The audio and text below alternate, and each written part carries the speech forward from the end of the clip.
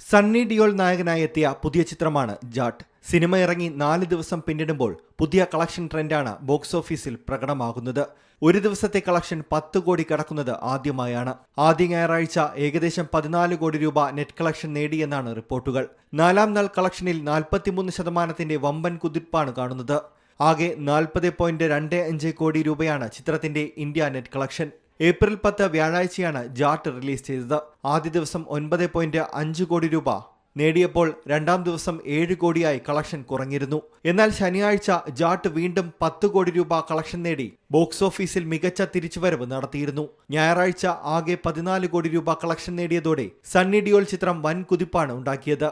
ഇതിനു മുമ്പിറങ്ങിയ സണ്ണി ഡിയോൾ ചിത്രം ഗദർ 2 ആയിരുന്നു. ഇത് ഇന്ത്യയിൽ മാത്രം 500 കോടി കളക്ഷൻ നേടിയിരുന്നു.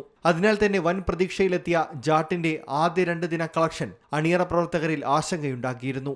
100 കോടിയോളം മുടക്കിയാണ് തെലുങ്ക് സംവിധായകൻ ഗോപിചന്ദ് മലിനേനി ജാട്ട് സംവിധാനം ചെയ്തത്. ചിത്രത്തിൽ പുഷ്പ ഫ്രാഞ്ചൈസിയുടെ പിന്നിലെ ബാനറായ മൈത്രി മൂവി മേക്കേഴ്സാണ് സഹനിർമ്മാതാക്കൾ. 2ാം ദിനത്തിൽ 400 ഷോകൾ ക്യാൻസൽ ചെയ്യേണ്ടി വന്നിരുന്നു. എന്നാൽ അതൊന്നും വീക്കെൻഡ് കളക്ഷനെ ബാധിച്ചിട്ടില്ല എന്നാണ് കണക്കുകൾ വ്യക്തമാക്കുന്നത്. Entertainment desk, C Malayalam news. ഏറ്റവും പുതിയ വാർത്തകളും വിശേഷങ്ങളും വിരൽത്തുമ്പിലറിയാൻ സി മലയാളം ന്യൂസ് എല്ലാ ഡിജിറ്റൽ പ്ലാറ്റ്ഫോമുകളിലും ലഭ്യം.